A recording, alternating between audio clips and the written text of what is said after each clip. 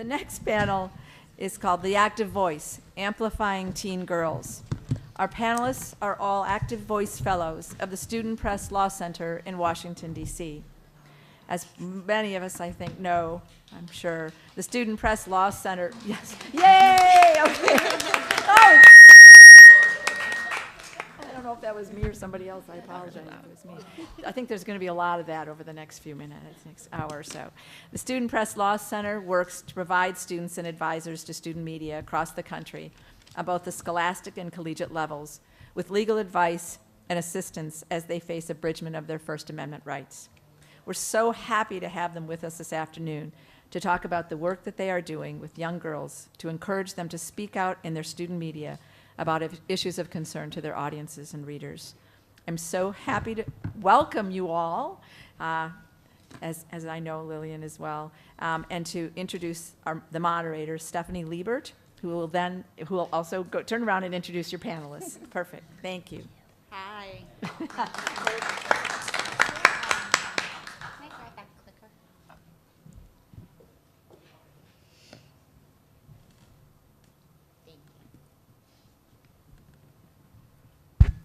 Hi, my name is Stephanie Leibert, and I am the project coordinator of the Active Voice Fellowship, which is a branch of the Student Press and Law Center in Washington, D.C., an organization I've been happy to have been non-officially affiliated with since 2010, when I met our director, Frank Lamonti, at a New York State Bar Association meeting when he was a presenter. So here we are. Here are active fellows. There's me. That's my Twitter handle, which as I turn it over to my first esteemed presenter, you will learn I am not as technology evolved as the rest of them. I just realized what a Twitter handle actually was and created one for today. I do follow it. I do read them. It's just there's no need anymore because they're always published on the news. So our wonderful fellows for this year, our inaugural class, we have Nashwa, Darlene, Shine, Sindhu, and Sophie, and I'm going to be introducing them each individually. So one of the problems that we realized, and this is our website, theactivevoice.org, is that research finds that female high school journalists bear the burden of censorship. Now, this was something that I didn't even know of or become aware of until I became so deeply involved in this project, that there was such a disparity between the way men and women, even at the high school level, were treated in the journalistic realm. And what the Active Voice, which our hashtag is talk back, find your voice. The problem is that school censorship disproportionately targets young women, marginalizing their voices and diminishing their ability to develop as newsroom leaders. And the solution is that we don't build leaders by telling them to keep their opinions to themselves. Active Voice reinforces young women intimidated from speaking up.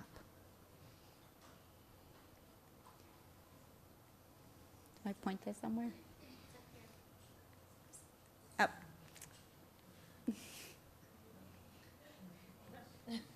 Of course this is now. Okay. All right. So I apologize, my fellows, for the pictures. I got them from the website. The interesting thing, and I'm going to talk extemporaneously about these wonderful young women that I've had the opportunity to work with for the past 9 months, just about, is the fact that when my initial conversation with Frank happened, Mr. Lamonti happened in April of 2016, we were just talking about the Active Voice Project and what it was and how it wasn't supposed to be necessarily just this new feminist wave, but something about feminism tied into journalism. And when I met the fellows after reading their bios, which were quite impressive and intimidating, and first connected with them in July over video chat and Skype, I learned a lot about them. And I realized if I was going to advise them and be their mentor, I had to find my voice.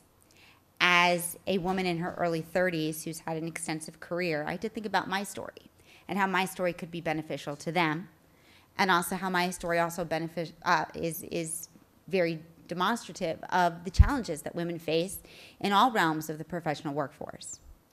My first experience with being censored, in a sense, will tie into Sindhu's project, which is on STEM, as a high school student. Now, coming from a very boisterous family with a very supportive father and mother, I never really realized that I wasn't a player along with the boys. I went on a debate team, I did Model Congress, did all these things. I was a social studies student. That's what I always identified as. But I never realized where that came from. It came from when I was 16, and my math teacher, I was 16 in a senior class taking AP Calculus, and my AP Calculus teacher kept telling me I wasn't smart enough. I was one of 3 females in that class. My whole life I had gone thinking I was a strong math student, and for the first time I thought of myself as someone who was purely just an English and social studies, soft science student. So I turned my attention away from that. And in fact, in New York State, when I was offered the opportunity to take an elective of economics versus another political science class, I opted for the political science class because numbers started to scare me. That could have changed my life, because when I eventually changed careers, I taught economics at the college level and realized how much I actually loved it. I went to a wonderful university. I went to Barnard College of Columbia University, where I think I benefited from the fact that we were supported as women in a Barnard College, for those who know, it isn't all women's university, but it's within the diverse spectrum of Columbia University. It's the sister school of what used to be Columbia College, which was all male until 1983. So I had never felt that I was alone. I was always in classes with many of my male counterparts, so I always felt comfortable speaking up, but I know it was because of the leadership of women that I felt that sense of comfort speaking up. And I didn't really experience the idea of what feminism was, even as a Barnard student, until I became a lawyer. My first job, after going straight to law school as a 23-year-old, was as a corporate lawyer at a very large law firm in Manhattan. I was one of 2 female associates. I was the youngest, turning 23. And clearly, by their definition, the most feminine. I don't think I've worn pants since I was 16 years old. That's just not who I am. I love dresses. I love pink. I love purple. I was a dancer until I was 20. I fit the category of a girly girl. So my first experience practicing law, despite all the academic accolades I'd had in my life, was reduced to the fact that I started thinking the only reason I got this job was because a man found me attractive. This was continuously reinforced by the fact that I was asked out to lunches and told, with clients that were not mine, and told not to speak, but just use my bubbly personality to engage them in conversation. Now, my male associates were actually very jealous because I didn't have to bill hours for this. They thought I had it easy. In fact, this took such a deep toll on my self-esteem that by 2012, I had decided to leave the legal, or 2010, I decided to leave the legal profession almost permanently. That's until, thankfully, I met Frank, and he believed in me. I went into teaching because I thought, after my 3rd review, where I was told, I have a great personality, but I just don't present myself like a lawyer, which I don't even know what that means, because on the phone, I think I did pretty well with a lot of my large litigation cases, considering I won most of them and negotiated most of the settlements. But when they met me, I often received the comment, "You don't look like how I imagined." So I figured teaching was the way to go. I could still teach law, I could teach political science, I could teach history, I could teach the Constitution, I could teach all the things that meant something to me. And I became involved in a seminar or in a program about diversity and First Amendment rights. And that's when I always kept my bar membership active, and I met Mr. Lamonte Frank, and he was speaking on cyberbullying and the Tinker case, and I was just so impressed by him that I went right up to him, and I said, "We have this program, it's in 2 months, I understand you're such a busy man, but if you have any possible opportunity to speak at my high school as, and this is my first year teaching, and talk to the 11th and 12th graders about their First Amendment rights, I'd be so honored." And not only did he engage them so much, he engaged me so much that my relationship with Frank throughout my years teaching is what brought me to become the project coordinator of this project. The irony is in teaching, as I can relate, I do love teaching, and that's something that I'll always hold dear. But as a teacher, I was too strong of a personality. So here's my story. As a lawyer, I was too soft because of my physical appearance. But as a teacher, because of the lawyer in me, I was too strong. So where do I fit in this world of feminism? I am a feminist. But to me, growing up, especially as a child of the 80s, a feminist was someone who was dressed militantly and only played sports and didn't like dance and didn't like pink and purple. That's not what a feminist is. A feminist is a woman who chooses her path as a female. And the moment I realized that these women would become not just my mentees, but members of my family, so to speak, was our first actual meeting together in Chicago when we were sitting together in a room, and one of them asked a question as to, what does it mean to be a woman? How do you speak up? How do you advocate for yourself? And the advice that they were given was, well, you know, you might have to play poker with the man and get used to some of the dirty jokes and speak like that. And there was something in our conversations with these 5 young women beforehand when I had spoken to them that really spoke out to me. And I said, that's not the message we should be sending young women, that they should have to act like a man. If you choose and you are a masculine person, that's wonderful. Be you. But if you dress like a girl, quote unquote, or if you like ballet as much as you like the New York Mets, which is very embarrassing for me, but sorry about that. If you like sports as much as you like dresses, or dance as much as you like football, what makes you any different? Why do you have to act like a man? Act like a woman. And I spoke up on behalf of these young women, and I think that was the moment where I realized this was going to be something real.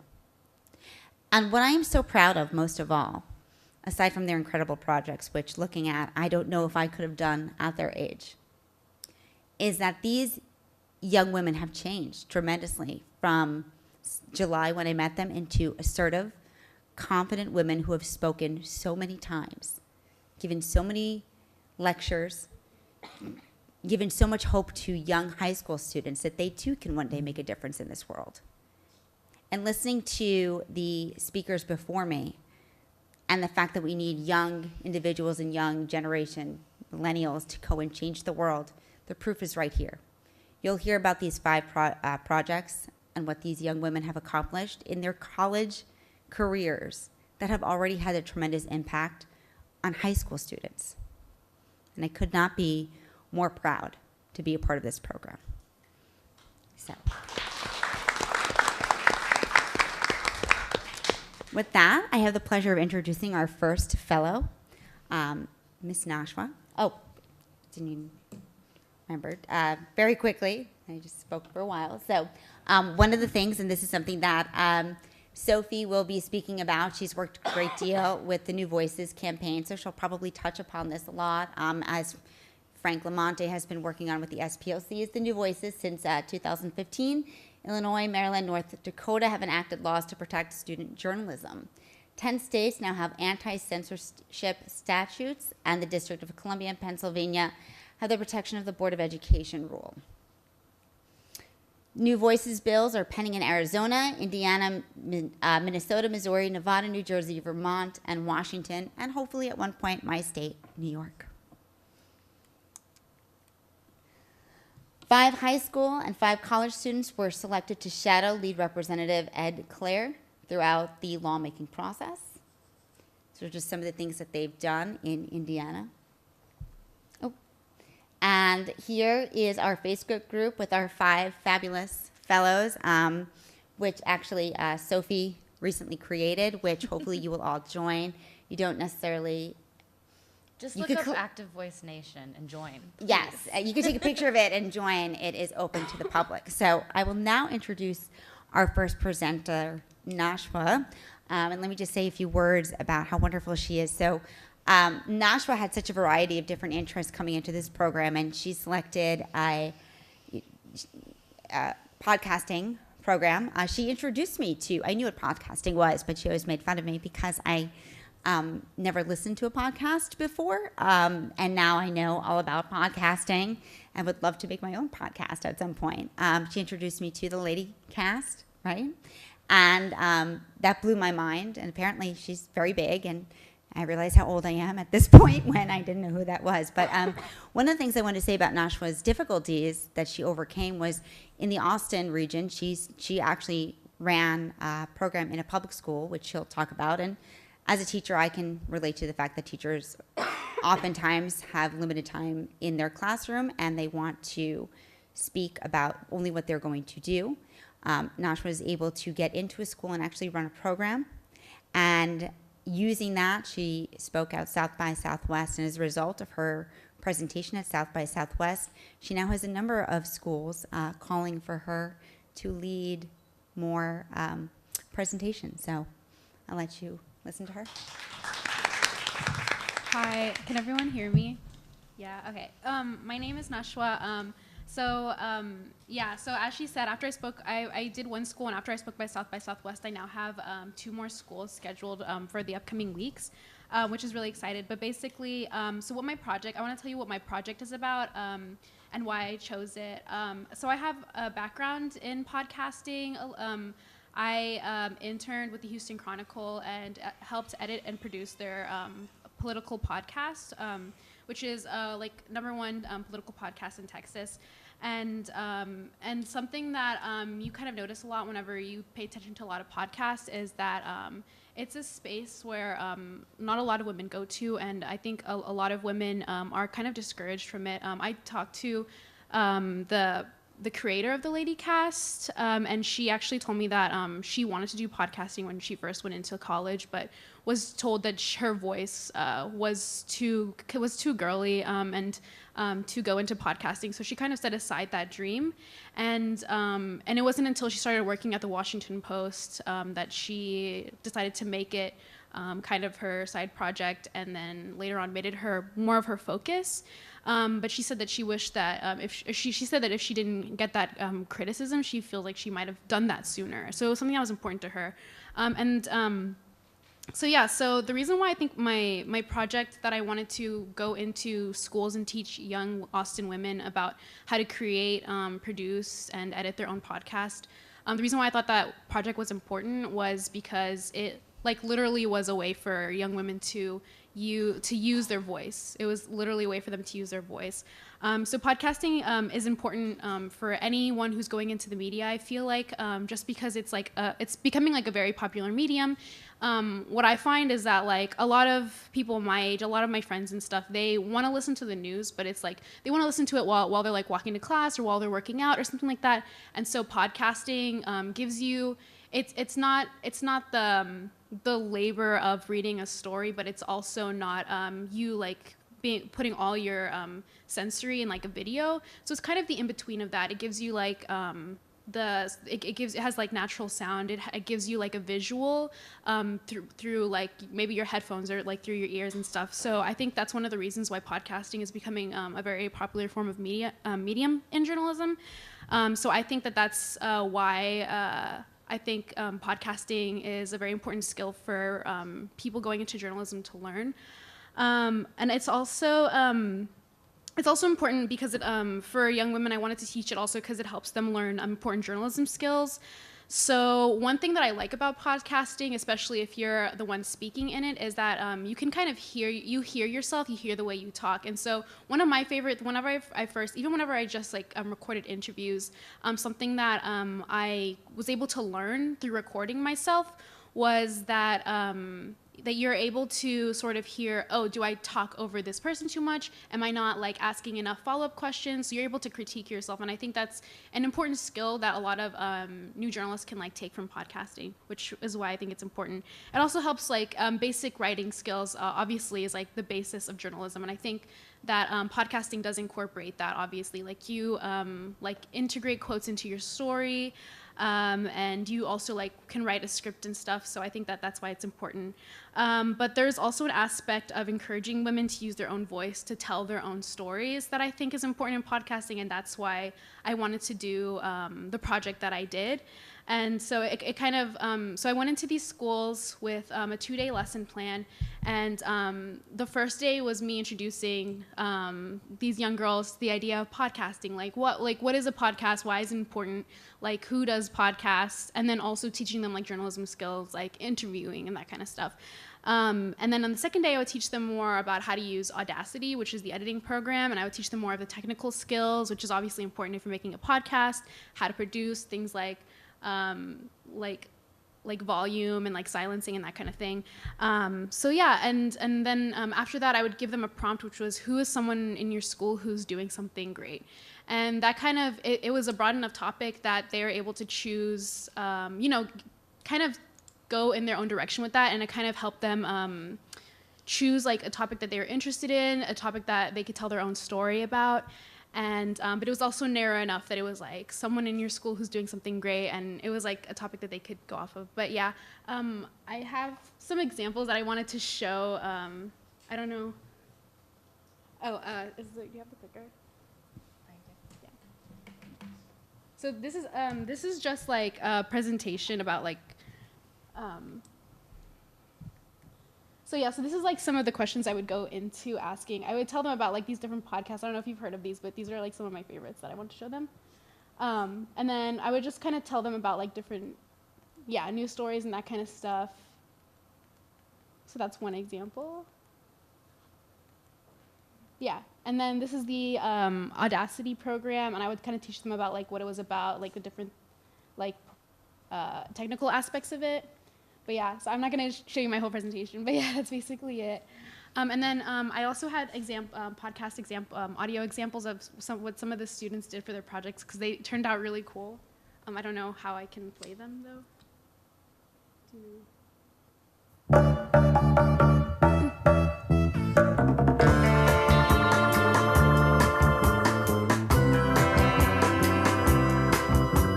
So they got really into like adding music at the beginning. The Ann Richards Band is a growing program on campus. I'm Mia Clark. And I'm Fatima Rosales. And today we are covering one story in the large community. Brenda Puente is a flute player in the Ann Richards Band.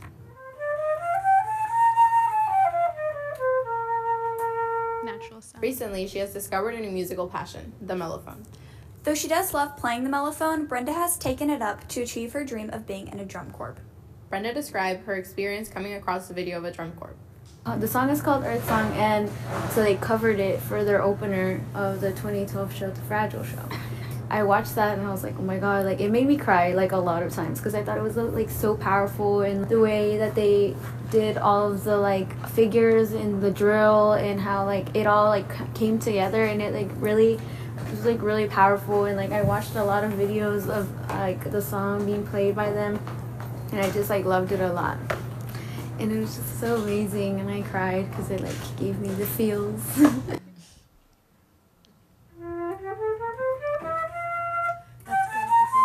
Brenda is working to learn the fundamentals of the good. instrument. She is trying to find a balance of schoolwork and achieving her goal.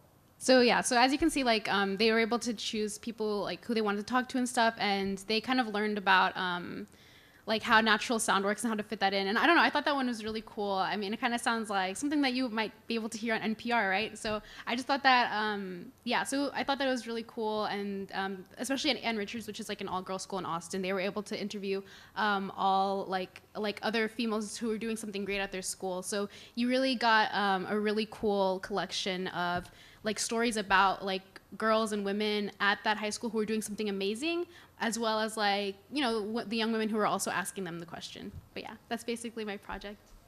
Yeah.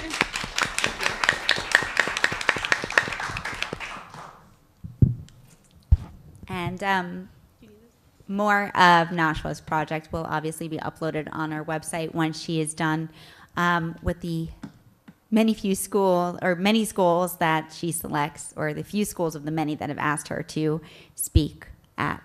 So the next person we're going to introduce is Shine Cho.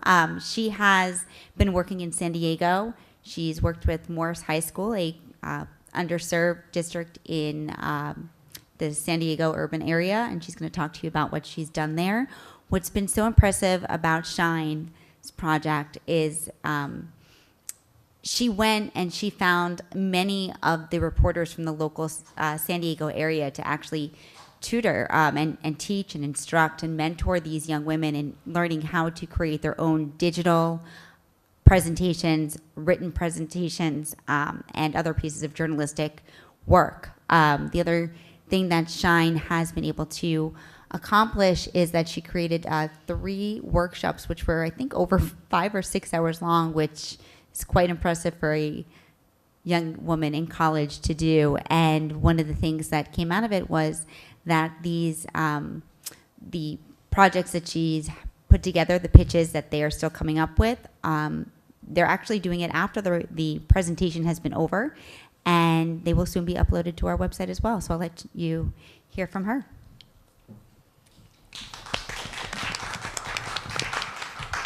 Well, thank you so much for still sticking around. I know it is getting later in the day. I just wanted to talk a little bit about my involvement with Active Voice and why I even decided to apply back in June when I first found out about the program. First of all, the past 8 months have just been such an amazing experience, getting to know these other young women, leading their own service projects in their college districts, working with the Student Press Law Center, being here in Florida, and so I just want to say, first of all, I'm having a great time. But second, just to tell you a little bit about myself, I'm a first-generation immigrant. I was born in South Korea. And so very typical of my family is that our family dinners are very, very quiet. We just kind of come in. We eat a lot for like half an hour to maybe an hour, but it's like dead silent. I don't know why it is about my family, but it's always quiet during eating time. But as a kid, I really never complied to that. I always asked questions. I really wanted to know about current events. I wanted to know about politics. I wanted to know who Hillary Clinton was when I was like 8 years old. And whenever I did ask these questions that were politically charged, when I would ask like how the American government system even works or like what's going on in the world, I would always be stunted by my relatives who would say, why are you bringing this up? Like, you're too young to know about this. Like, why are you even asking this? Like, why is this important to you? And so from a very young age, I've always felt that even if I asked questions, I couldn't really find the answers that would satisfy me. So I was like, well, I mean, I never said it to their faces, but then I just turned to Google. You know, Google was great for this situation. And so I just began to research on my own, and I eventually found that online news was great. I mean, it was just really awesome for me just because it provided so many answers and it showed me so much and I could learn so much from it when I was a kid. But I found that I couldn't really talk to my peers about these things either. And so I decided that maybe if there's a way that I can create some type of blog to get this content to them, that like maybe we can start talking about these things because they are important issues, yet no one really seems to be encouraging young people to talk about national issues. So at the age of 13, I created a blog called Young and Political. Initially, it was great because I was able to write, I was able to research all the things that I wanted to do, but I eventually hit some walls with especially older people sort of leaving comments or things that I would hear, like, well, how can I trust a kid to give me the news? Like, you know, like, why should I trust your opinion? What is credible about you?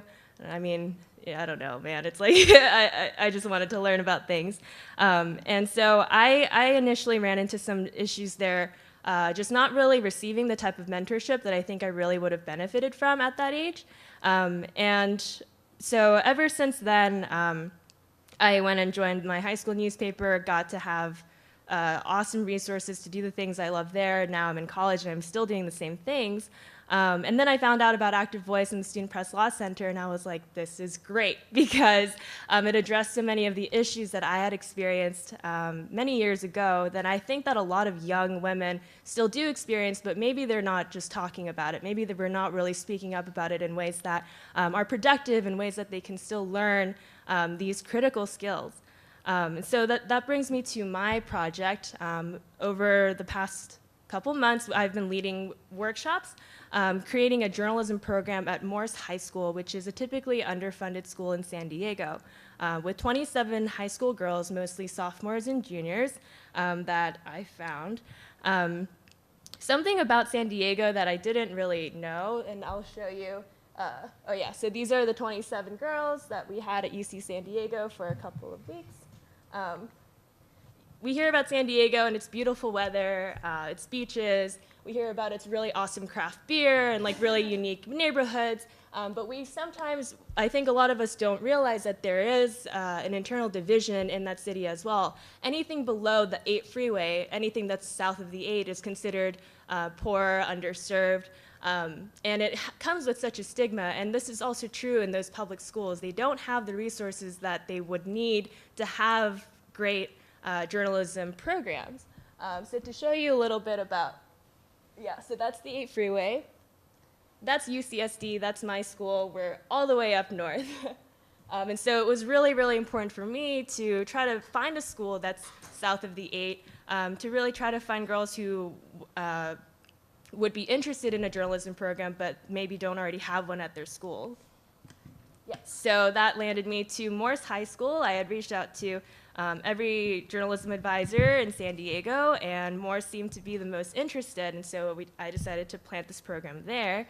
And so we brought 27 girls to campus for 3 weekends.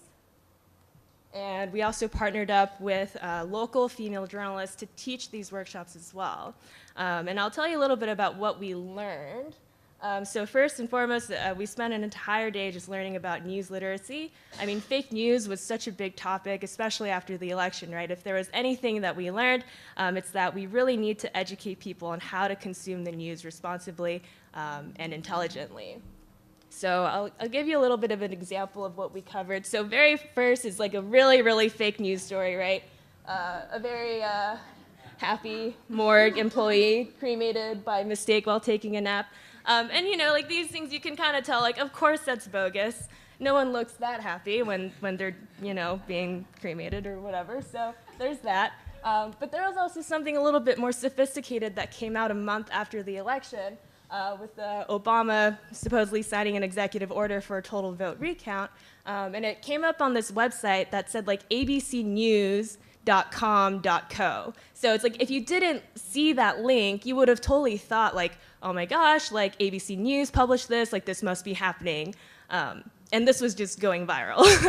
But we knew, you know, obviously this is not true. So this is something that we talked about. We also talked about this BuzzFeed dossier story that came out about Trump's relations to Russia. And though it wasn't fake, this was a real story, we talked about like the different elements that we can look for that make stories credible. We also talked about the things that the story seemed to lack. So given the whole clickbaity aspect of online journalism, we also talked about journalism ethics. Mainly going over the code of ethics set forth by the Society of Professional Journalists, talking about what it means to be an ethical journalist in an age like this. So how do you interview sources? How do you interact with your sources? How do you present information that's fair and as unbiased as possible? Great. And another module that we worked on was news gathering and writing. This was a really, really packed day. It's not easy to learn, you know, news writing, and it's not always possible in a day, but we tried. So I worked with some Columbia journalism grad students to put together a packet basically on all sorts of things, so like types of news stories, like what kinds of news stories are there, how do you structure one, what's a nut graph, and we went through this whole like day exercise of like doing like a mock public forum and having the girls report on this public forum and asking questions and spending the day just like writing the story, following the structure. Great. And the last module that we went forward with was the digital media and broadcast. And I really thought that this was a really crucial part to include in this program just because digital media is everything now, right? And providing that sort of exposure to these high school girls was really important to me to try to do. So I brought in some photographers from NBC7, as well as a former sports journalist who worked for a broadcast company.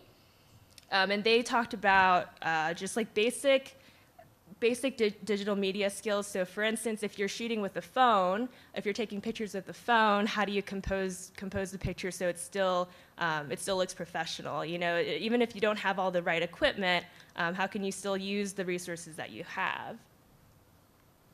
And yeah, so a photojournalist had brought in her Emmy that she recently won, so that was really cool. Great. And ultimately, this was an exercise for them to pitch a story at the end, including what the topic of their story would be, which sources to include, how they would interview people, kind of giving a spiel in front of 26 others in 2 minutes or less. So I'll show you about that. Yeah, so this is Danielle. She talked about the head of the EPA and wanting to do a story on Scott Pruitt and his denial of climate change and how that would affect San Diego. Just because we are on a coast, the water is rising, so what's that going to look like in 30, 40, 50 years? And so that's a project that she's taking on. We have other girls writing about women's issues, so specifically relating to funding for Planned Parenthood. We obviously have those offices operating in San Diego as well. Yeah. And at the end of it, they each got their own professional news reporters' notebooks. I still have mine from high school, as well as a press pass.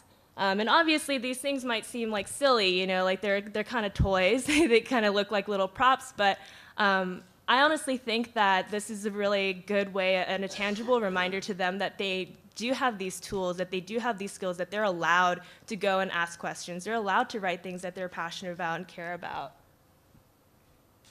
Yeah, and this is someone, we have a couple, I included a couple biographies. This is Sophia Ramirez. And she decided to join Active Voice because she wanted to inform the San Diego community of immigration policies and things that might affect her family and immediate relatives or other families in San Diego. This is Calvary. She wanted to talk about gender issues.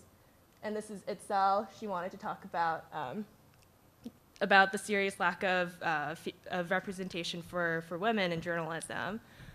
And this is all to say that, you know, I really hope that this program wasn't just so that they could learn how to write news or that they could learn how to report stories, but that it's more than that, that if anything, it's to empower them to think critically and ask questions intentionally, that they do belong and that they do have a space in journalism, and that hopefully, even if it's not journalism, they still feel as though they are empowered and that they can ask those questions that they really want answers to.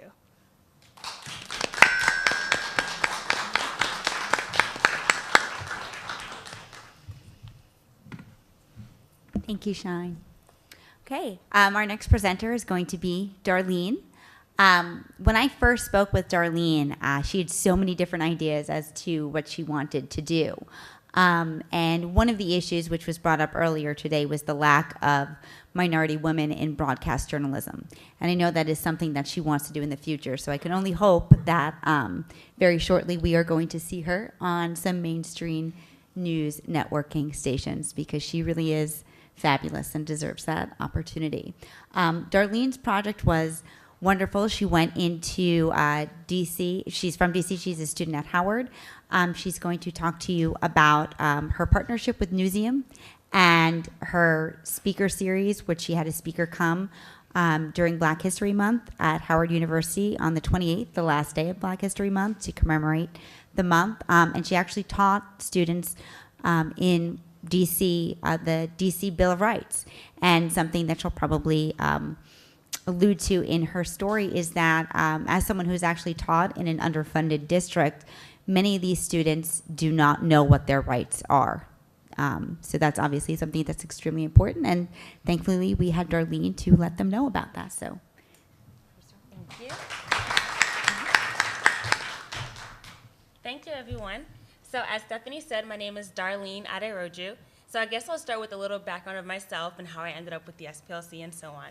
So I'm from Woonsocket, Rhode Island. I don't know if any of you know anything about Rhode Island. It's the smallest state in our country, and I'm from one of the smallest cities.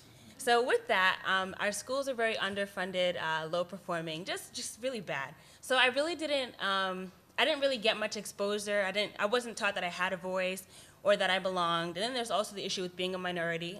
I think I said it, I don't know if I said it, but I'm first generation American. So that was it was just a lot of issues in Woonsocket. So that being said, I've always thought it was very important to serve as a role model to someone.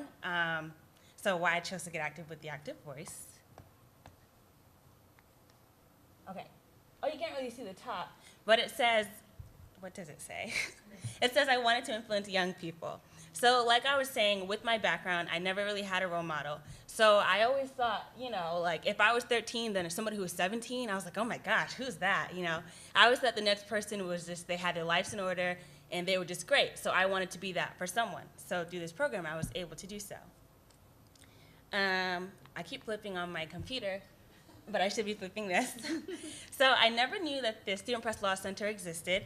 The Student Press Law Center is an advocate for student First Amendment rights for freedom of online speech and for open government on campus.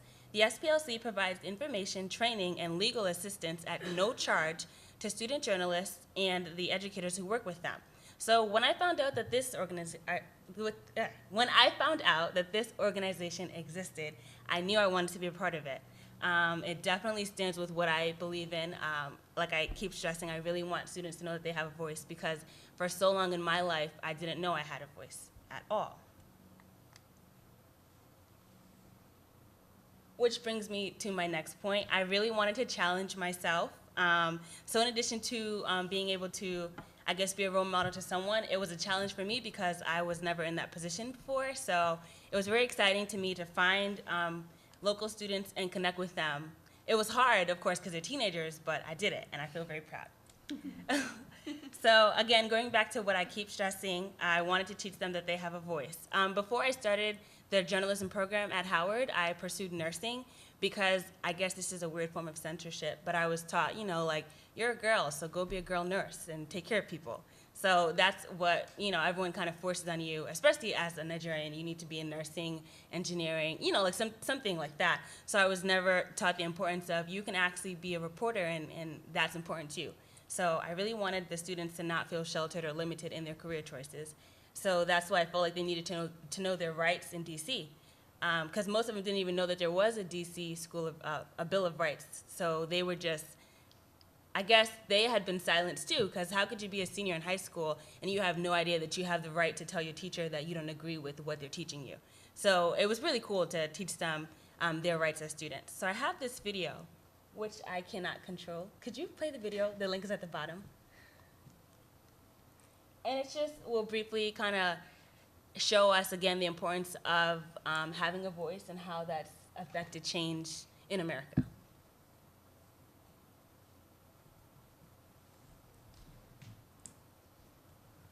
"220 years old, but they're alive today on America's streets, on our campuses, and in our classrooms. The freedom to speak, publish, and protest lets us fight injustice without fear of punishment by the government. The First Amendment applies to all types of speech, even online and on social media, and it protects Americans of all ages. Without freedom of speech, press, and petition, the civil rights movement might never have won historic victories in Congress and in the courts. One of the most famous First Amendment cases of all times, New York Times versus Sullivan, was about the freedom to publish a newspaper ad challenging the arrest of Dr. Martin Luther King Jr. Students have fought for 50 years to win the right to free speech in schools.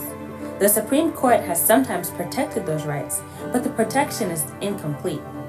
That's why more and more students are organizing campaigns to convince their states to pass laws that protect freedom of the press on campus. The First Amendment is being put to the test every day in the courts and in the streets. The government can regulate protests to keep order and protect safety, but cannot tell protesters what they can and can't say.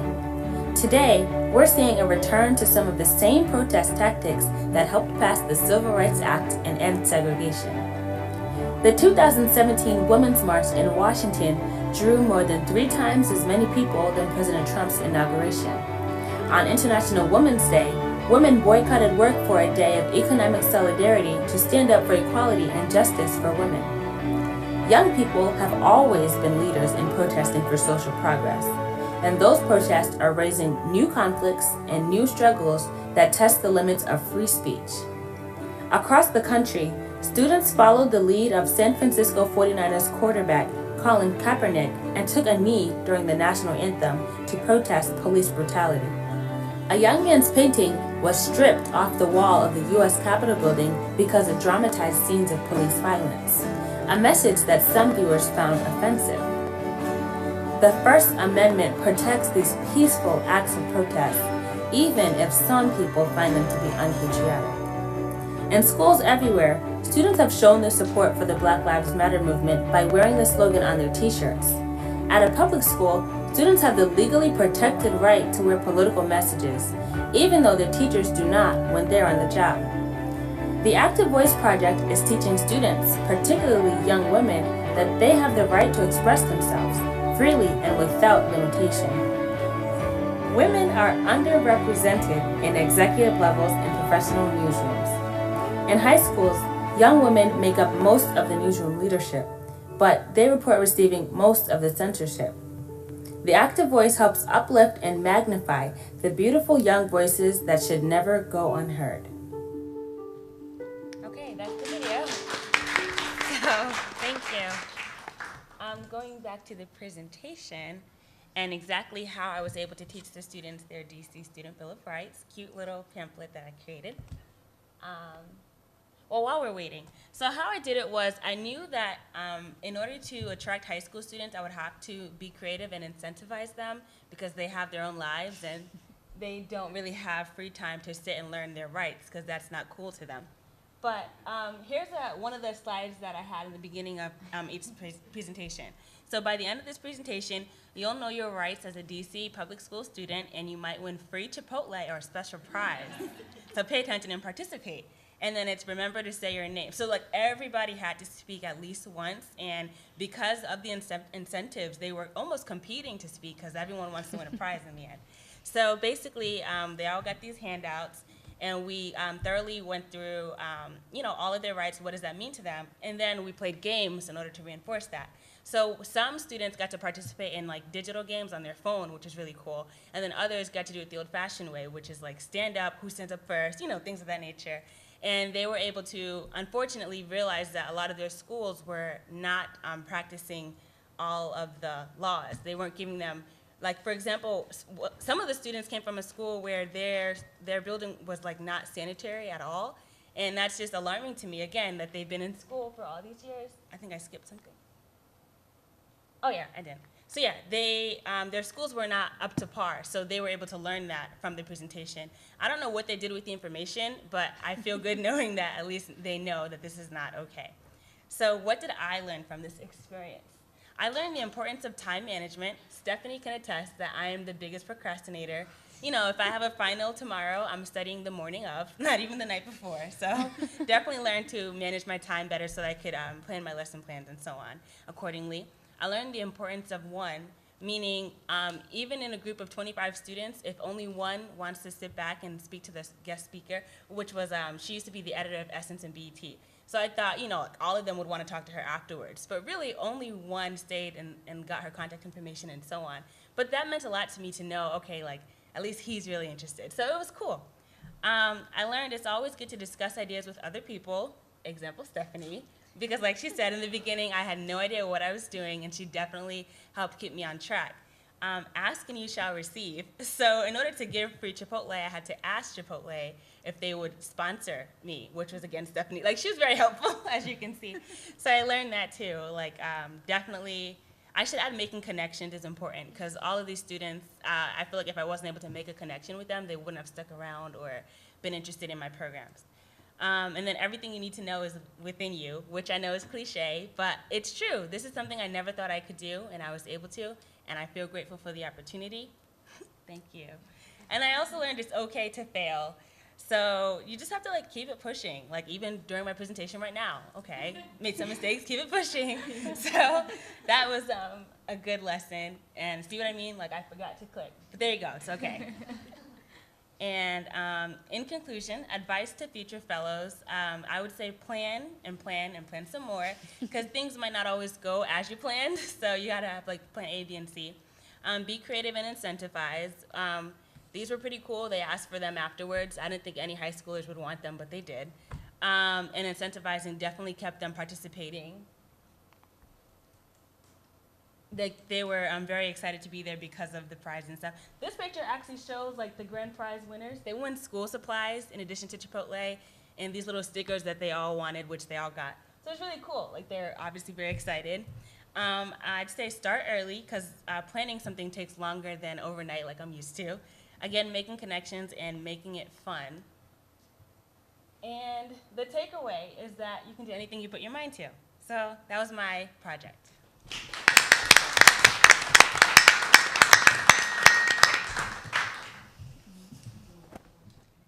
And I think, Darlene, you failed to mention the awesome clicker program that you used. It was called Cahoots? Oh, Kahoot, yes. Kahoot. So any of you out there who are educators or professors or want to really involve your students, the game was a huge success, and that was thanks to Darlene. Our next presenter is Sindhu, and I have one of the things I could say about Sindhu was I was actually intimidated to speak to her via Skype. She was actually in India during our first conversation in July in an internship. And one of the reasons I found her so intimidating at first was because of all the publications she had already written. One being on sugar babies, which I knew absolutely nothing about, which also demonstrates that I'm a little bit out of the cool age range at this point. But one of the things about Sindhu, she was always very strong in what she wanted to do with her project. She was so passionate about STEM, which she's going to speak about, something that women are clearly underrepresented in. And I immediately connected with Sindhu's project because of my own personal experience, being told that I was just not a math type of person. And my first teaching experience, I was told I was teaching high school AP economics. And I said, I've never taken a business course in my entire life. What qualifies me to teach this class? Apparently being a corporate lawyer. So I actually had to teach myself supply and demand and realized how much I loved it. And I think, STEM should actually be called STEAM and include economics in there because economics is clearly just as important as science, technology, engineering, and mathematics. So I will let you take it away. And she also you're going to have to explain some of the terms to them because if they're anything like me, I'm like, can you explain that program to me? Because it's very science and technical, but she's fantastic with it. I feel like it's always my mic that's like, I first wanted to thank you guys so much for staying. This is like an Oscar moment for me. My mom is here, so I'm really feeling it right now. Yeah, my project, as Stephanie already introduced, it's about STEM, which was kind of an unconventional take for Active Voice. The reason I chose it, I found that there's so much intersection between journalism and STEM that no one really delved into. I mean, there's the way media influences STEM and STEM influences media. And I really wanted to talk about that, and I wanted to get to the voices of our future high school girls, so that's what I'm gonna talk about. The reason I chose STEM, it's kind of organic because of the way I was raised. I was raised by an engineer and a journalist. The engineering side took a huge, overwhelming presence in my life and in the way I was raised. But for this project specifically, I noticed the rhetoric, the visual rhetoric, the language that was being used around STEM. I mean, if you just look at this picture, obviously, you can see what's wrong with it. And this is one of the biggest Silicon Valley tech conferences. And it was so disheartening because these are startup company executives and there's one woman on stage.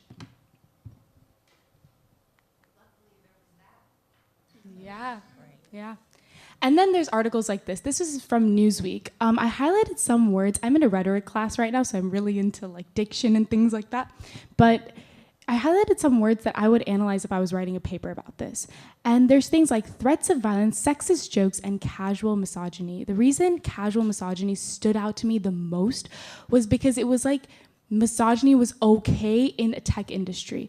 This is Google. These are things that people aspire to work in as women and men alike. These are things that you associate with progressive ideologies, with progressive thinking, and I don't know, it really shook me that these kinds of things still persisted in some of the most liberal environments you would think of.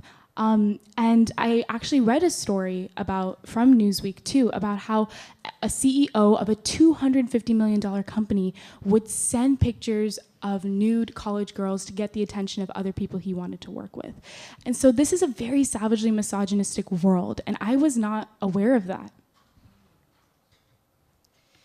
In addition to that, you have things like this. So this is a Breitbart article that my wonderful friend and lover, Stephanie, sent me. This was a really interesting contradiction to the Newsweek piece. This picture itself associates what's considered unattractive with STEM. And I thought that if young girls are seeing this, why would they want to be part of STEM? If you're seeing this and you think that it's something that's unattractive, something that's looked down upon, why would you want to pursue it? It's completely understandable. And if you look at the three things that I put next to that picture, I highlighted some things that Milo, the writer of this, who graced my campus, UC Berkeley, very recently said. And he said, women drop out because we can't cut it in highly competitive environments. He said that we need special treatments because we're delicate wallflowers who cry a lot. And he said that the competitive environment is really uninviting and the classes are too hard, so we drop out. I really tried to take this objectively, and the reason is because he does cite research in his articles, legitimate Nobel laureate sponsored research. But this contradicted so much with the Newsweek article. I mean, you have rhetoric talking about how women are literally doing this, are being victimized by misogyny. And then you have articles like this that are saying we're voluntarily dropping out. So what's the truth? And I had to find it my own way. I had to find it by talking to the girls in high school, because our education pipeline does ultimately determine the professional lives of these women.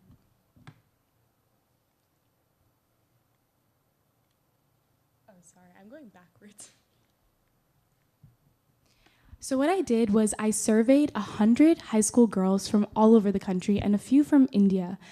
And that was to get a different perspective to see maybe if in India they have different results. Incidentally, they did not. The good news, the things that surprised me, things I was so excited to learn about from these surveys, I put in this infographic here. 94% of these girls from all over the United States said that in their school, administrators and faculty were supportive of STEM, so that's awesome.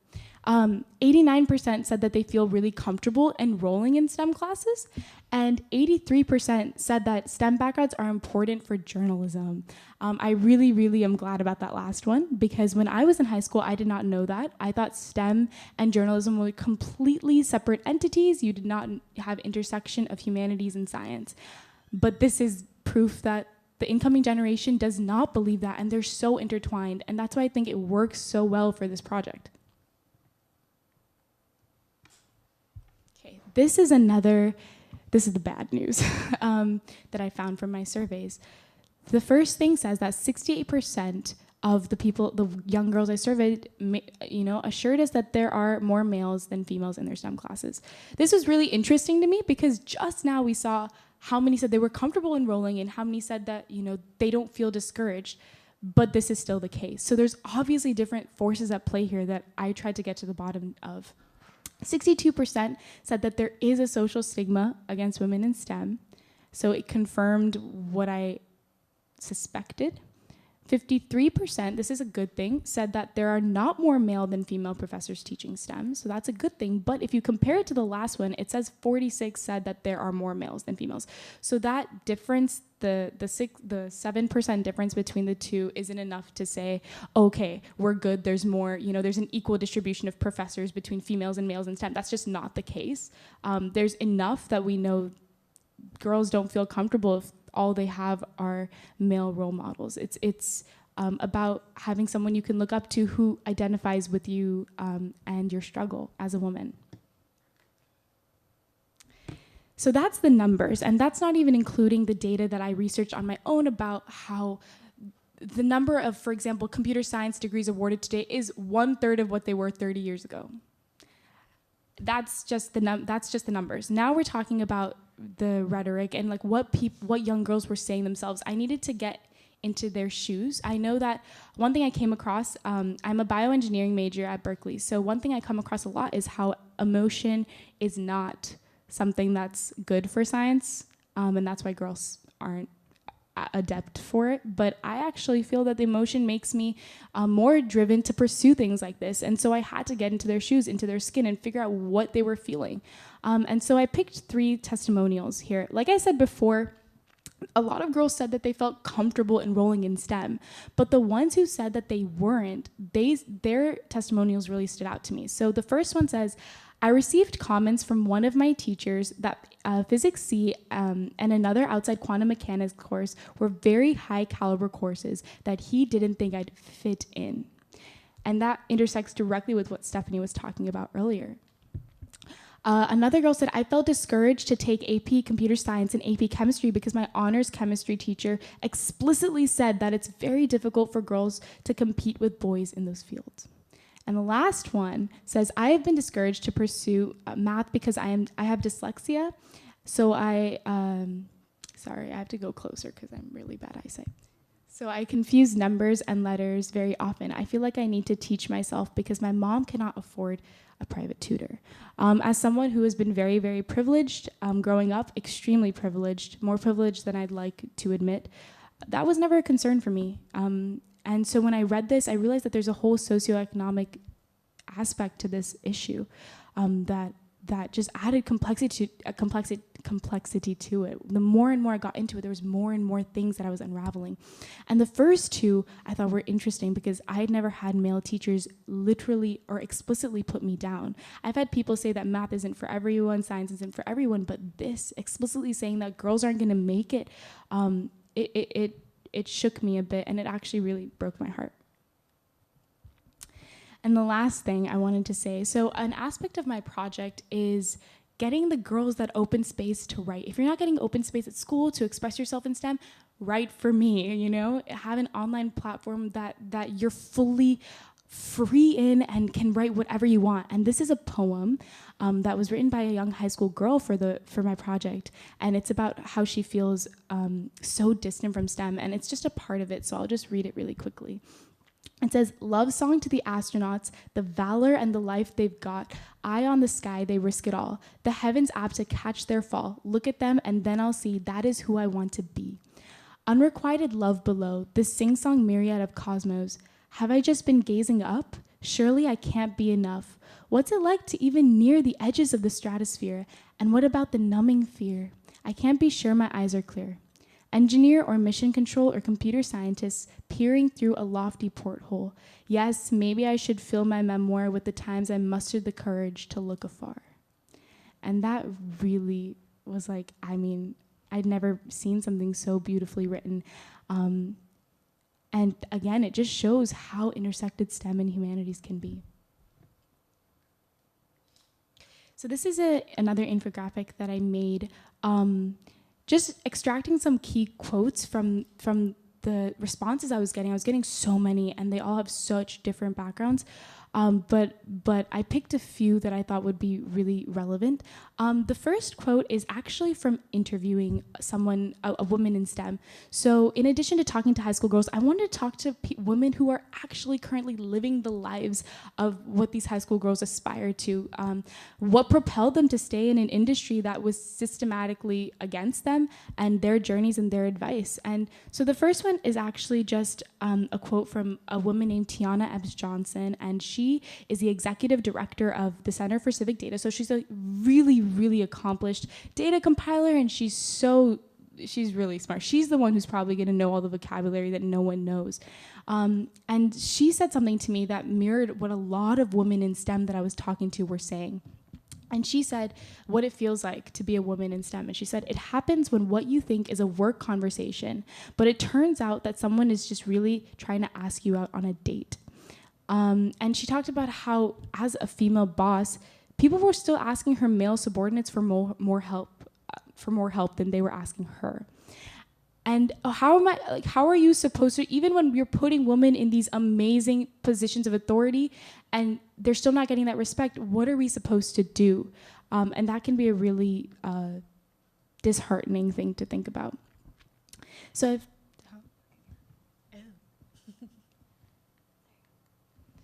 I talked a lot about the problem. I want to talk about some solutions because I'm sick of hearing about the problem. It depresses me. And these are the 6 different solutions that the high school girls were coming up with.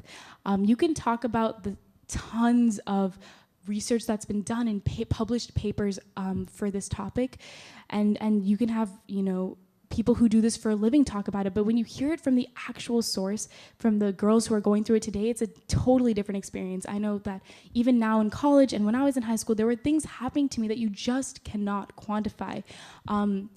And you know, you hear the term microaggressions a lot these days. Those kinds of things that people don't even think about affect a girl's mind. And I wanted to know what they thought would help mitigate those problems. So these are the 6 big takeaways. The first is networks, which is why I said earlier, this is like a huge Oscar moment for me, because getting to talk to other women, knowing that there's other women out there, it's so incredible, and it's so fulfilling to know that you're not alone. And that quote right under there, I don't know if you can read it. It says, all it takes are a few girls to be interested in STEM and set a trend, others will follow. And that's one of the survey responses I got. I picked a quote for each one from my survey responses. And so networks means not just, you know, connecting once in a while, but having mentorship constantly, knowing that you're not alone, having conferences. That came up so much. Conferences, speaking to women, having female professors you can lean on. And Tiana actually said the same thing. She said the reason she got to where she is because she had such an incredible support system. The next one is we are not the minority. And this one was really like complex and interesting and frustrating at the same time. The quote there that I put is, people have the tendency to not want to be part of the minority. And that was from a survey response from a young girl who told me how overemphasizing the gender disparity actually works against you. You know, like overemphasizing that females aren't here, or, you know, that we're the few who made it, makes you not want to be part of it. And that's really hard, because when you're trying to mitigate the gender gap, you have to talk about it. But if you're talking about equality, you want to be equal in terms of males and females. You want to talk about them equally. So how do you reconcile those two kind of disparate ideas? And that's something that I really want to explore in the future. And that's one of those really interesting gems of findings that you get when you're doing this this sort of work. Advertising, again, media. Like, I didn't know anything about how advertising was such an important facet to this, because a lot, actually, I think about 30% of the surveys said how robotics teams on campus would just show boys on the posters. And so girls were like, no, I don't want to do that because boys are always the ones on the posters. And there was one school that did the girls holding the drills. That's what the quote says. And it really motivated them. So advertising in schools is really, really important. Clubs, again, I'm very, very privileged. So in my school, I always had access to clubs. It never even struck my mind that not having those kinds of things was an issue. These girls don't even have things like Girls Who Code or WISDEM. WISDEM is one of the most broadest universal clubs for women in STEM. So not having that was also surprising to me. And the last two I think are super, super, super important. The first is teachers and education. The quote I think is really cool, and it says, call on girls, don't just give the attention to male students. Maybe rethink the way schools teach STEM. Start them young. Encourage when girls ask about the world around them. Give them science kits. Let little girls wear dresses and do lab experiments if that's what they want to do. Sounds a lot like Stephanie. So that was awesome. And then the last one is demolish stigma. I put a little bird next to it because that's a Twitter sign, Stephanie. So it's because social media is a huge way to spread word about women in STEM, like I mentioned before, the rhetoric, the language that's being used about this issue, whether it's Breitbart or Newsweek, it really shapes the way we think about it. So influencing that the best we can to demolish stigma is a really, really, really important step, I feel. Okay, back to that infographic I heard earlier. I'm going to try and get through this as fast as possible. But I wanted to pick apart 2 more quotes that I got from my interview. So this is from a woman named...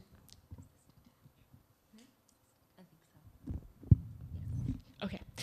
This is from a woman named Samantha McBurney. She is an incredible woman. She's a PhD at USC. She went to Berkeley for undergrad as a bioengineer as well. Now she's working on optical devices to diagnose malaria. And she talked about our emotions and how a lot of people hold our emotions against us. But she mentions about how, for her, the emotions are what drove her to pursue her most groundbreaking bioengineering projects. And that's what set her apart from everyone else. And that's what allowed her to really excel.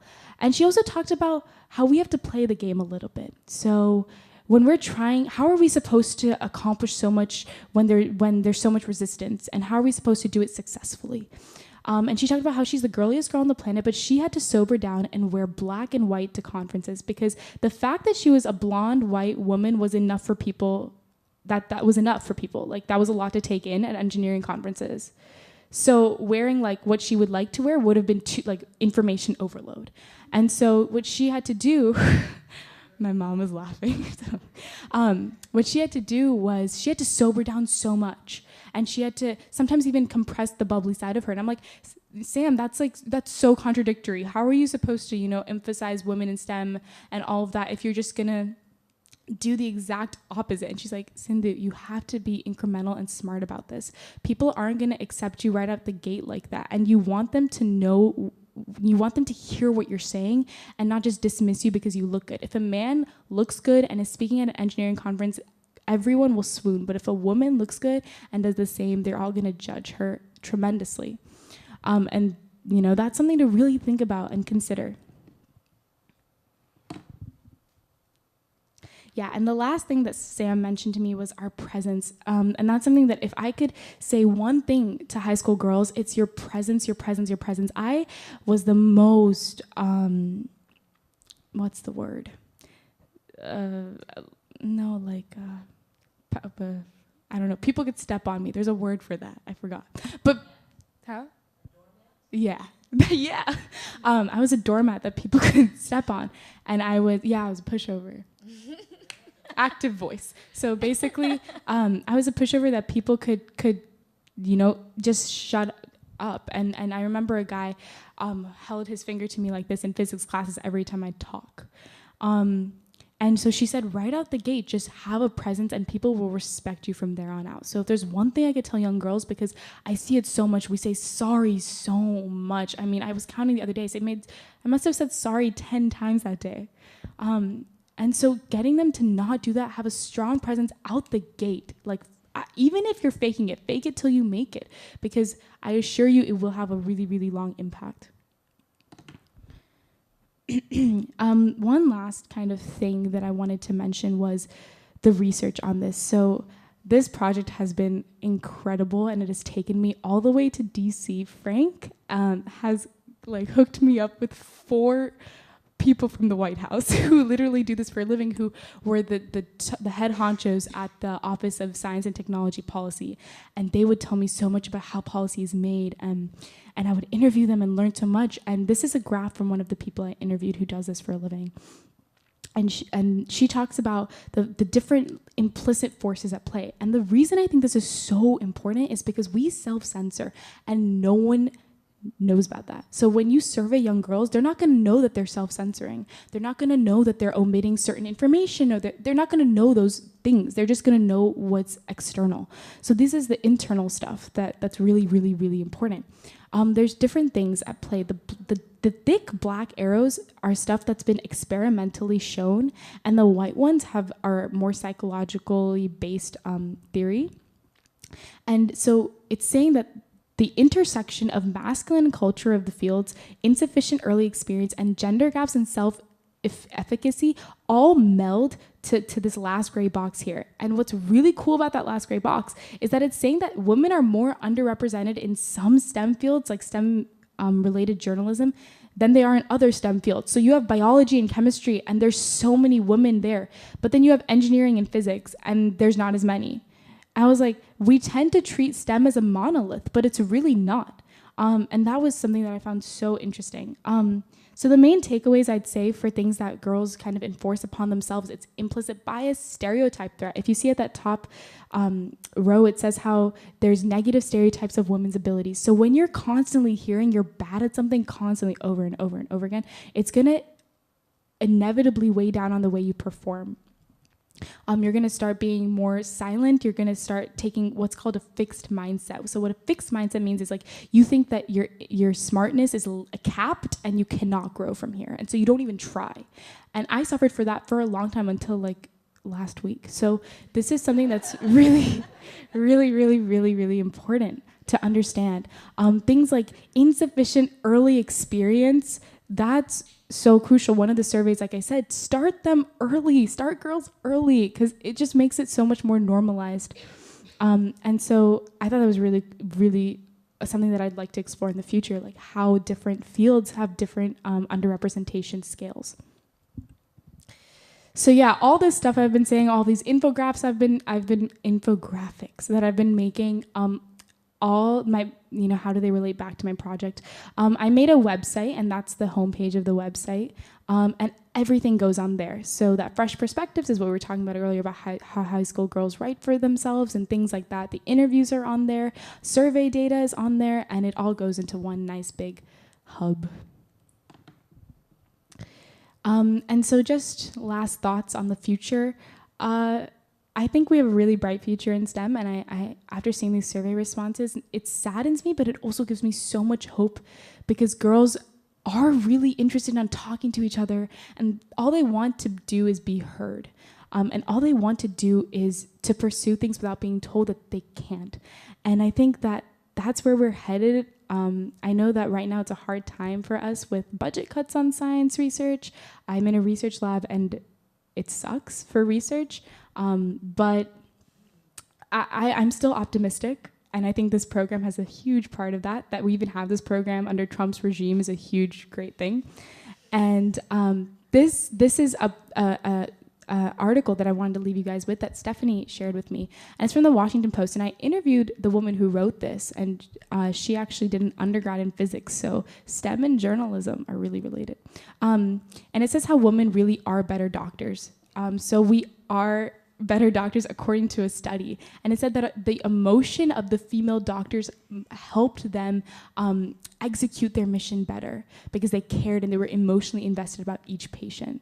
And it said that if every doctor worked like a female doctor, we'd have 150 million less deaths a year. So it's something to consider, something that definitely interested me. And yeah, that's all I wanted to share with you guys.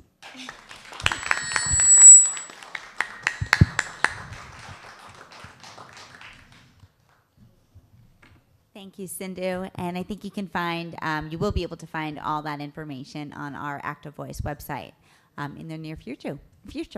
Last but definitely not least is Sophie Gordon. This is actually her 6th time presenting this year alone.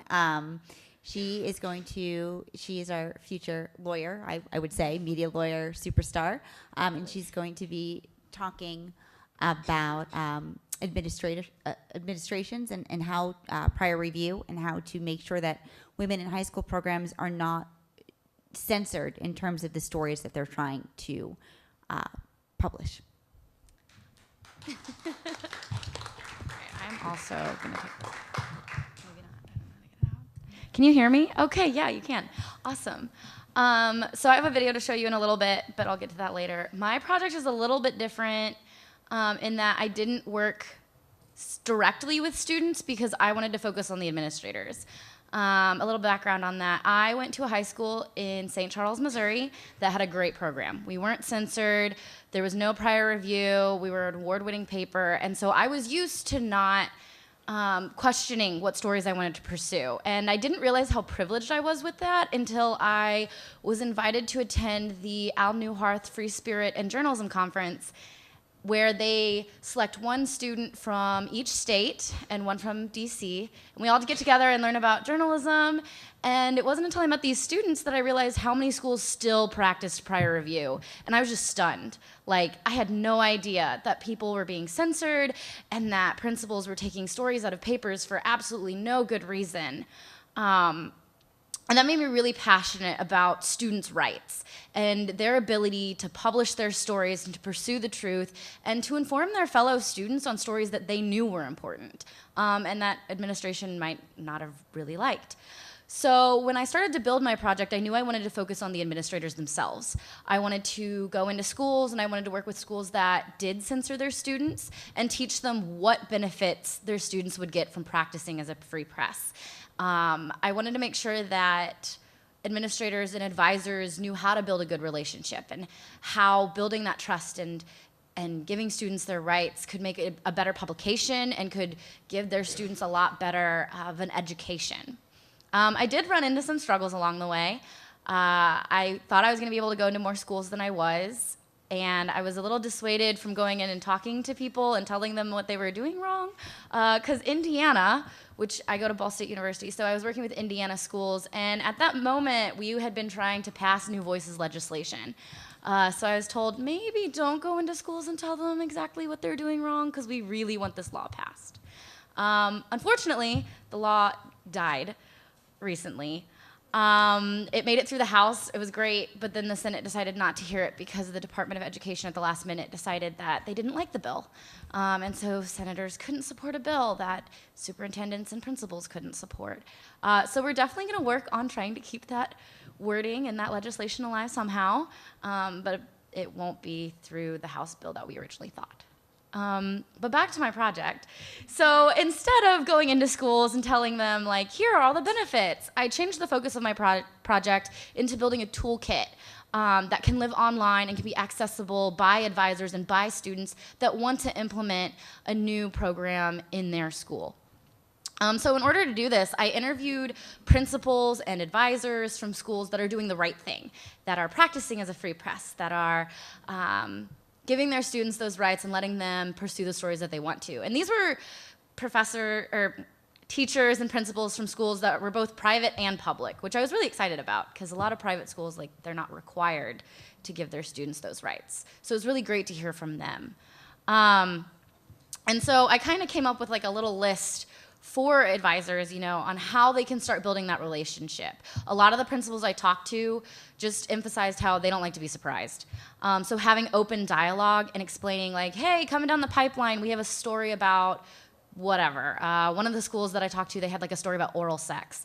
And obviously their principal was a little wary, but it was at a school where they didn't censor. I actually went into the school and got video. It's Columbus North High School in Indiana. And yeah, their students wanted to do a story, an in-depth look at oral sex, because apparently students in the school had been going out to their cars during lunchtime and like doing this, and they didn't know the repercussions. Like, they weren't educated on it. Obviously, our sexual education in America needs a lot of work. So the students wanted to cover this because it was important. They wanted to talk about like STDs and really educate people on what oral sex was. And fortunately, their principal was supportive, and he knew how to deal with parental concerns. And the story got big enough that like the public media came in and wanted to cover it as well. And the principal was adamant of, you know, this story is for the students. It was by students and it was for their peers. And he supported that 100%. But he also said it was good to get that heads up so that he wasn't surprised when parents came knocking on the door and were really angry. And he could direct them to the advisor to talk to instead. Another big thing was making sure that they have an advisor that they can trust to teach students the law and ethics, because obviously they're in a learning environment and students need to understand how to be responsible journalists. And so a big thing is, if you have a teacher that you trust to instill those ethical and legal policies in their students, you can be confident or more confident that your students are going to practice ethical journalism. Another big suggestion from administrators or from advisors for administrators was to invite them into your classroom. Let them see what is your process for assigning stories? What is your process, what do you teach students when it does come to the law and ethics? Because once they can get an idea of what's going on in the classroom, they can feel more comfortable with letting you practice as a free press. And then knowing your purpose, teaching your students, why are you pursuing a story?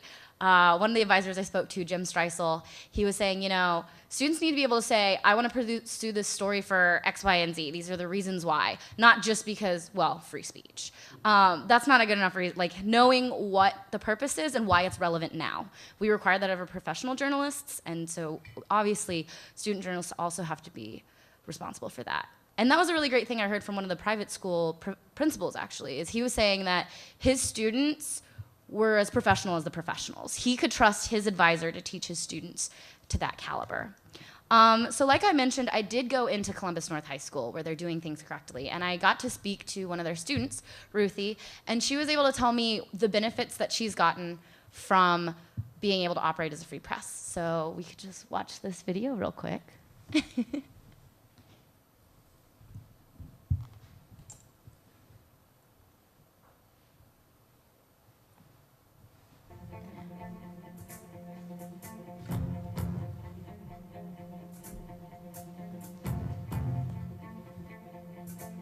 My name is Ruthie Yezeretz. I go to Columbus North High School, and I'm a junior here. I am a designer, and I'm also a news editor and, oh my gosh, copy editor.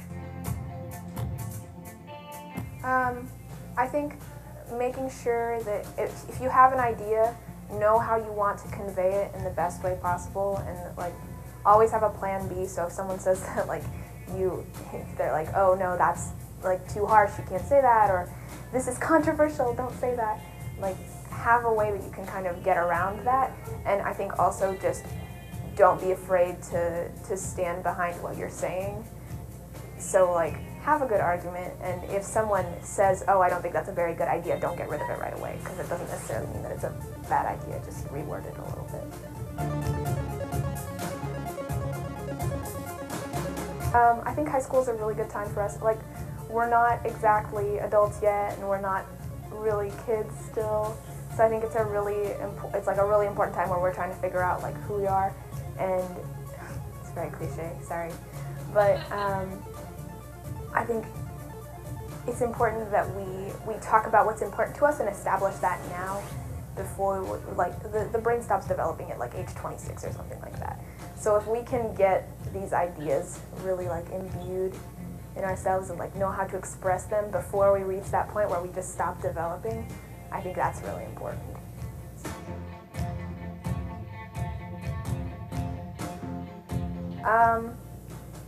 Finding a way to really think about how I'm going to express myself probably is one of the most important things that I've learned. I'm not very good at it, obviously, when I'm speaking, but just like in my writing, really thinking about like how something is going to be portrayed, and then just thinking about things from like other people's perspective as well, and how it might look to other people or affect other people.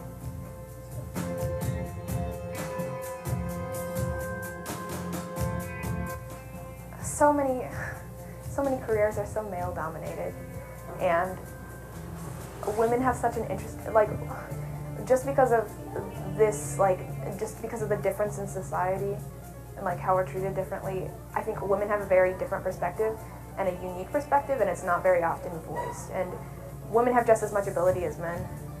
So I think it's important that both the men's side and the women's side is portrayed so that everyone can feel like what they're feeling and like what they're experiencing is normal.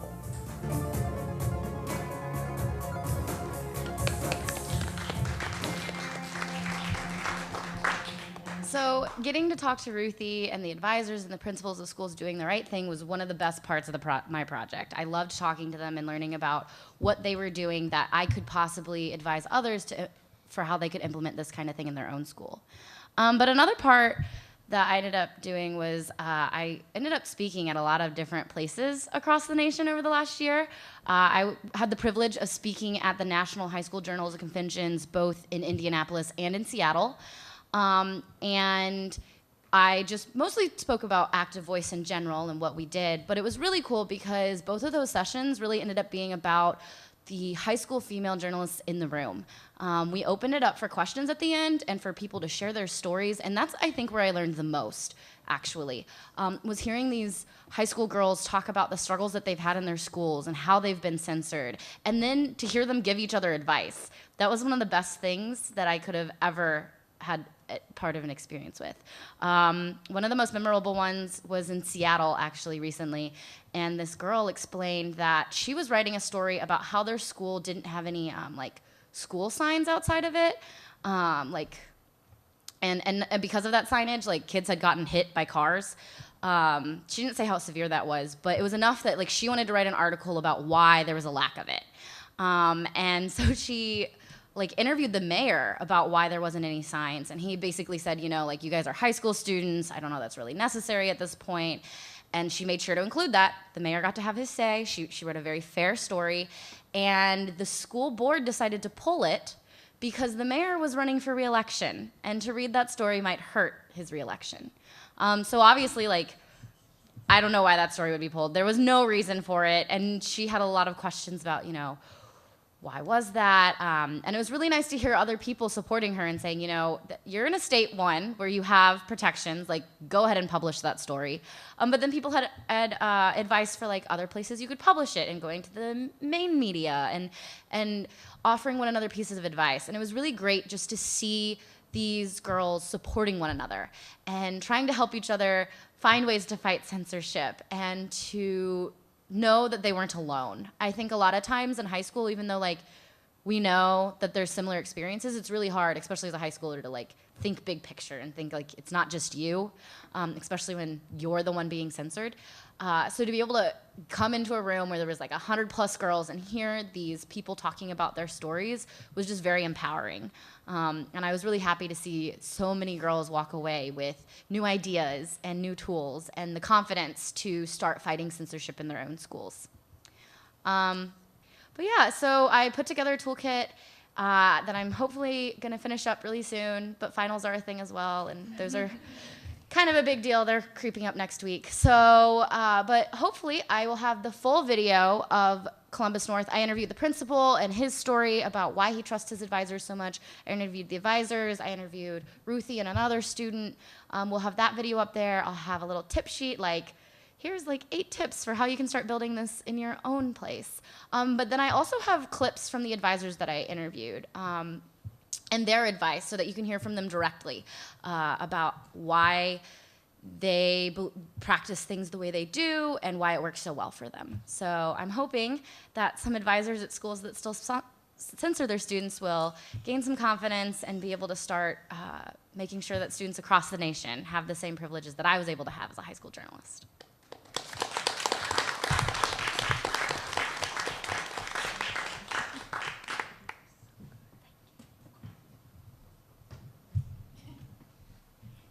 So as we mentioned, because of their busy schedules and the fact that almost all 5 of them, I think, have finals starting on Monday of this week coming up, you should definitely check our Active Voice Facebook page and our website because all these projects will be in their completion by mid to end of May, and they are absolutely incredible, and I hope you will all see them. If you have any questions for them, I'm done speaking, so please continue to ask these wonderful young women any questions you might have about their inspirations.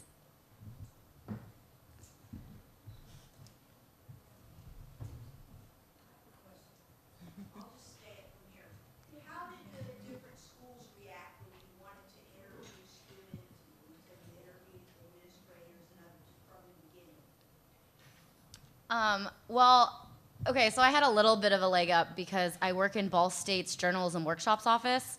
So we primarily work with high schoolers anyway.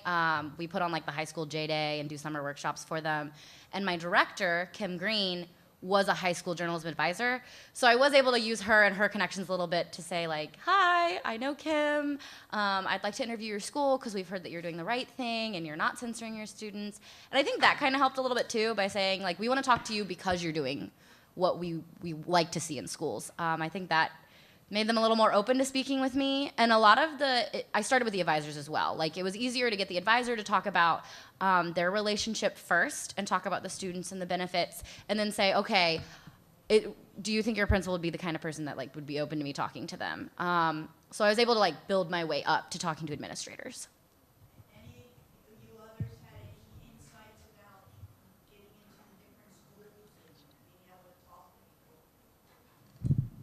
So basically, I tried like emailing and calling schools, and I think it's really hard to talk. I think my suggestion would be go to like private schools and stuff, just because I feel like they have a little bit, the teachers there have a little bit more liberties of how like of how to or of what they can do with their kids and stuff. Because a lot of the responses that I got from schools were either like no replies, or like, here, let me forward you to this person, and then that person forwarded me to another person, and then like it would just keep going into that kind of chain. But yeah. For me, I thought instead of going to administrators or principals, it's better to just foster direct connections with the teacher. So if our high school has a journalism program, contact the journalism teacher, and then that teacher would have students who are interested, and then those students would come. And then in some cases, I would just email teachers of local high schools, and one teacher was like, oh, how did you get my email address? And I'm just like, on your school website, because you're a teacher. So people like that, I just didn't, you're not interested. So I just felt like going directly to the source was the best option.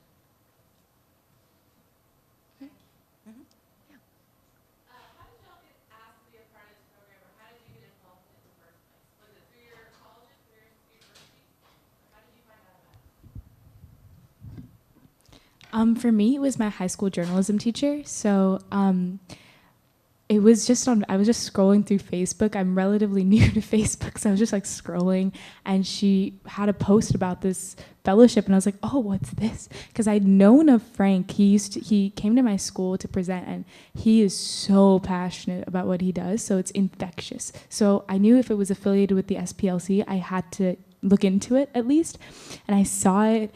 And I think what appealed the most was the idea that you could build a network with women you probably wouldn't ever meet otherwise. And actually, because you hear a lot about talking the talk but not walking the walk. I wanted to walk the walk, and I knew as an undergrad, it's kind of hard to do that with the resources that this program provides you.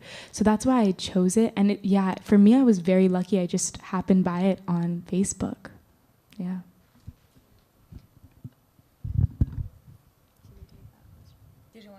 Oh, yeah. I mean, my story isn't well, actually, my best friend sent me the link to the program, and I had heard of the Student Press Law Center before because back in high school, we had contacted the SPLC when we ran into some administration censorship issues, and so I was already familiar with the nonprofit, decided the program just sounded really awesome, and then applied.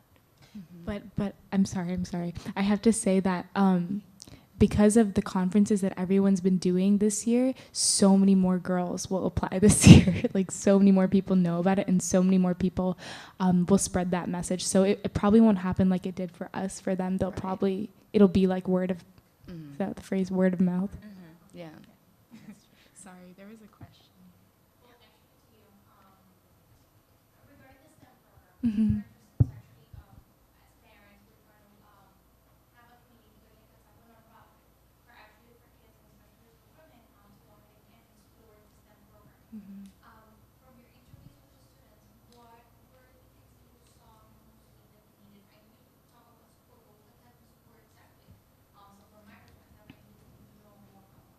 Absolutely. One thing that came up a lot was the idea of boy-girl interaction. So when you have boys and girls, it's hard to prevent a majority of one gender. Like, it's very hard. Either way, more females, more males. But what was really important that a lot of girls faced was like the ability to feel stunted, or like the feeling of being stunted because they couldn't go to the boys to ask for questions. So I think even if you have to force them into groups where there's co-ed groups, having that is so important. And also another thing, like is picking up on signals when you know a student is struggling, but they're not going to ask the question. So I teach chemistry, and I can always tell when a girl or a guy is, they're just like looking at their paper and they're not writing anything, or they write right when I come by, or they keep looking up and then they write, and they keep looking up and they write. Just things like that, and then you have to be the one to go up to them, and they're never going to come up to you. Things like that. Also, in terms of embracing everyone, I think it's really important to never bring up gender ever, like at all, because when you differentiate on gender or even mention that gender is a factor in STEM, it already changes your, the view set of these people. So I think it's really awesome what you're doing, because you get to start girls and guys from a young age in an equal environment. So as long as they're mingling really well, and like they don't feel like, oh, he's a dude and I'm a dudette, then it's gonna change anything. Yeah, I hope that helps a little.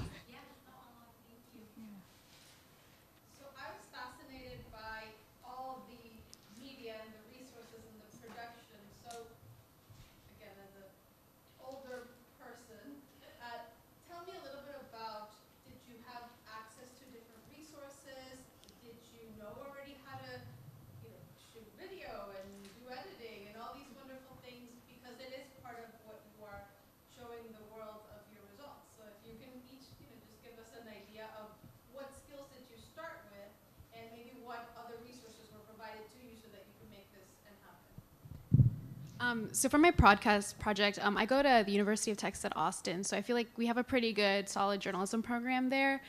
So I think a lot of my skills came from that, and like from different internships where I learned about how to edit video and podcasting. I think they're a little bit similar. So that really helped me, but I also got help from the Active Voice. They gave me like some video recording equipment that I could use to give to the girls and stuff, which was really important. But what I also did was I encouraged, like, a lot of these podcasts were made just like I taught them like how to like use like the iVoice app on their phone, because I've had to do that for my own projects in school, and so there's like, don't hold it like this when you're talking, don't hold it right up to their face when they're talking, find out that range and stuff. So I mean, I think it's really important to teach especially the young girls or anyone how to utilize technology you have, because I think that especially young people, we're not always gonna have access to the best recording equipment and that kind of stuff. So yeah, that's why I did that. Yeah. And then I came in with a background in news writing and a little bit of video shooting and editing, but not too much. And so what I did was reach out to professional female journalists in the area, and they helped a lot, just in terms of putting the workshops together, teaching me things that are really important to convey to the students participating. And I was really surprised too, just the amount of help and just the generosity of people with their resources and their time that I received. So for me, all of my skills come from my journalism experience at Howard. And then in terms of graphic design and stuff, Roxanne, who works for the SPLC, is an angel and expert. So she helped me put my graphics together. I didn't really show too many here, but she is amazing. So I'd say with graphics, she did that, and everything else was my background.